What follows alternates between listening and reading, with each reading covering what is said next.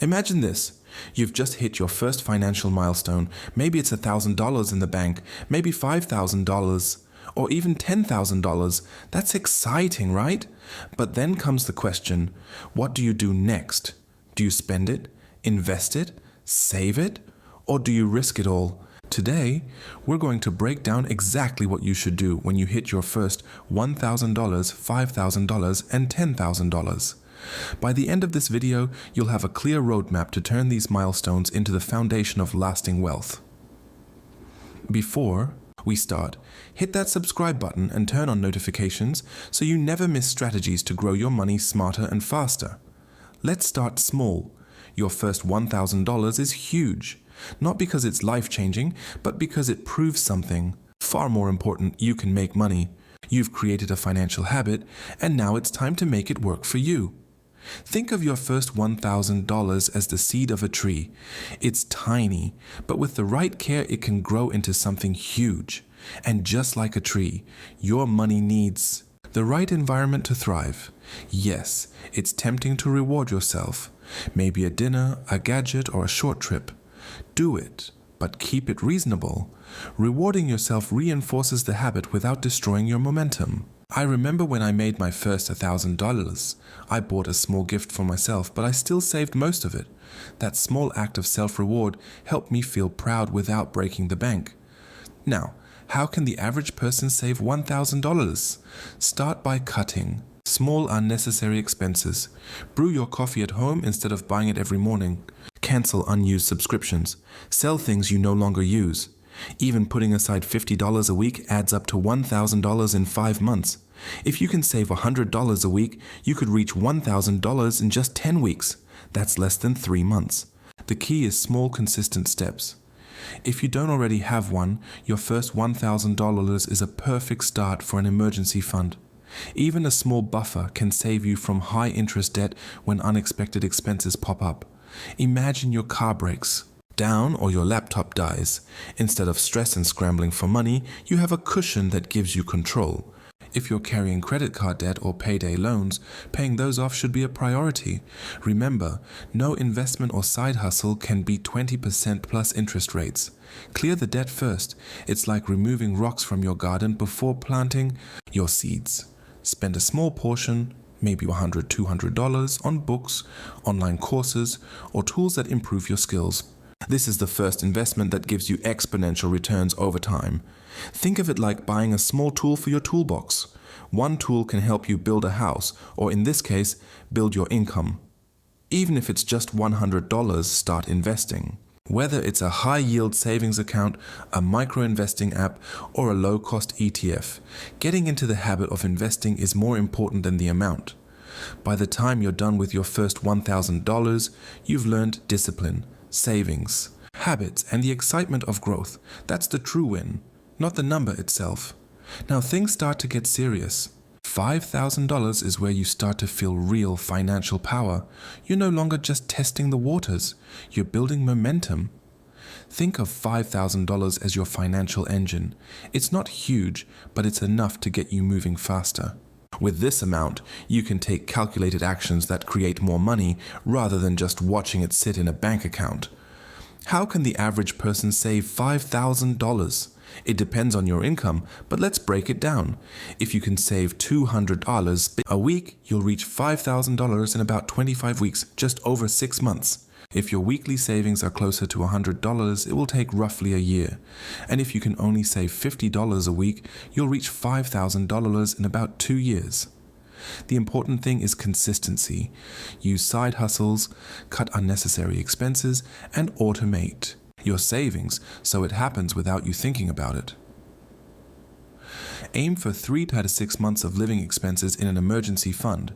If you've been saving only small amounts, this milestone can give you a solid financial cushion. Think of it like building a safety net. You can take bigger risks now because you know you won't fall too far if something goes wrong. Now you can look beyond just savings. Consider putting money into low-cost index funds, dividend-paying stocks, or even a retirement account. At this stage, you're playing the long game. Imagine planting multiple trees in your financial forest. Each one might grow slowly at first, but over time, they create shade, fruit, and even a potential source of income. With $5,000, you have a small runway to test ideas. Maybe it's dropshipping, freelancing, investing in digital tools, or even buying equipment for a small side business. Small experiments now can turn into serious income later. I once invested $500 into a small freelance course. Within a few months, I turned that knowledge into $3,000 in new income. That's the power of testing and reinvesting. Many people forget taxes on side income or investments. Educate yourself or hire someone affordable to help you understand what you owe. Avoiding surprises keeps your growth trajectory intact.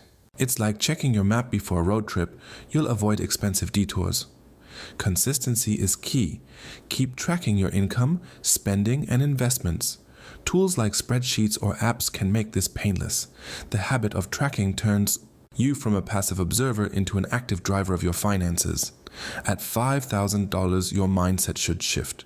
You're not just saving anymore, you're actively growing your money. You're planting seeds, watering them, and starting to see little shoots of growth. This is the big one. $10,000 is where your financial life can truly start to change. At this point, you have options, and options are power.